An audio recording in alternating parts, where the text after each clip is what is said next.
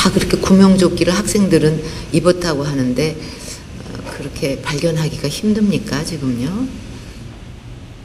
그 갇혀 있기 때문에 구명조끼가 의미가 크게 없는 것 같습니다. 그래서 지금 갇혀 있을 때. 오늘 국회 본청 앞 박근혜 대통령이 살려달라고 절규하는 세월호 유가족들을 외면한 채 본청으로 향합니다.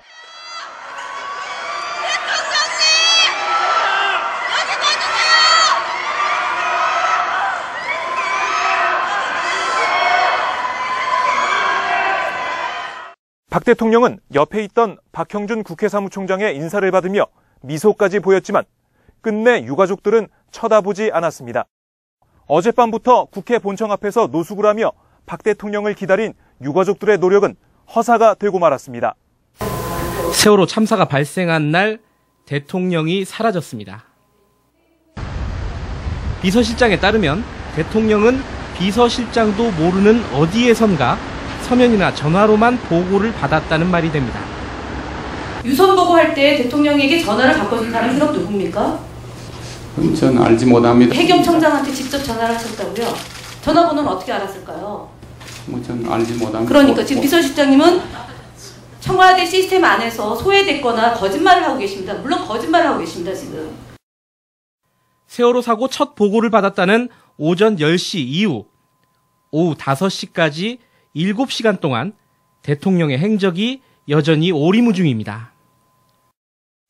대통령께서도 아까 말한 벙커에 오지 않으셨다고 했고 비서실장께서도 벙커에 가지 않았다고 하셨습니다. 네. 그러면 대통령께서는 다른 공식 일정이 있으셨습니까? 이 당시에? 그 당시에 대통령이 어떤 일정이 있는지 저하고 관계된 일정은 잘 모르겠습니다. 네.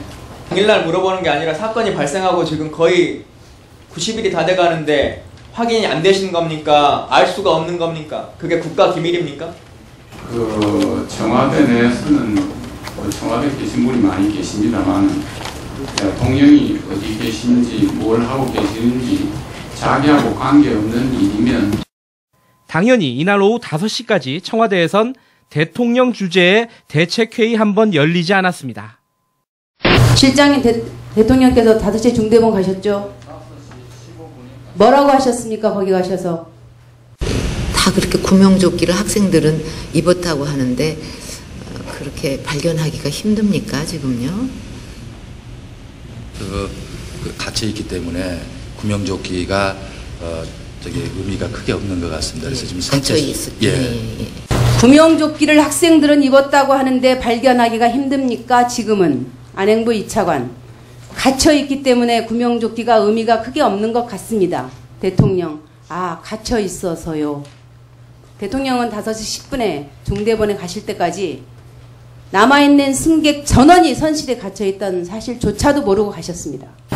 세월호 참사의 진상을 밝히기 위해 필수적인 것 중 하나가 박근혜 대통령이 4월 16일 당일 대책본부를 방문하기까지 약 7시간 동안 어디서 무엇을 했느냐는 것입니다.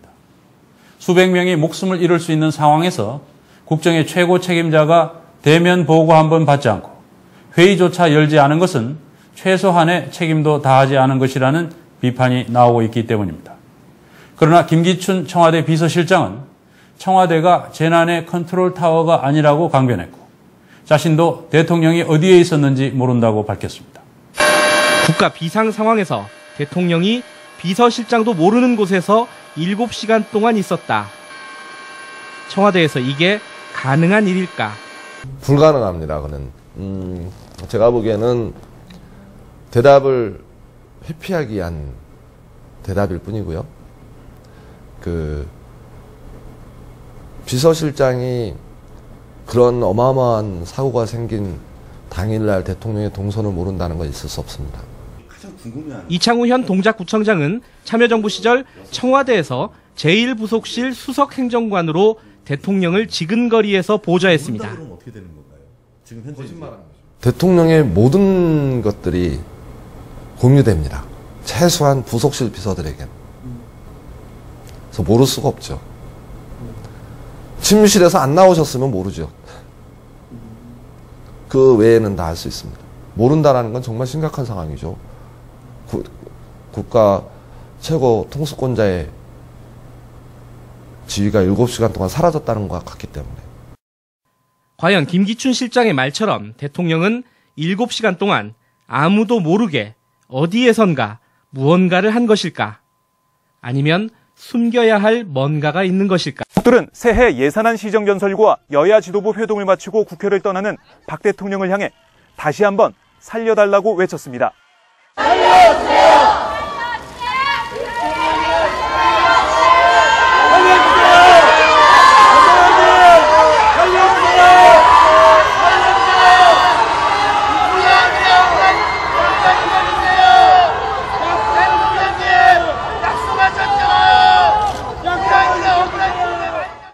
하지만 박 대통령은 유가족들이 서 있는 방향을 잠깐 쳐다봤을 뿐 이번에도 유가족들을 만나주지 않았습니다.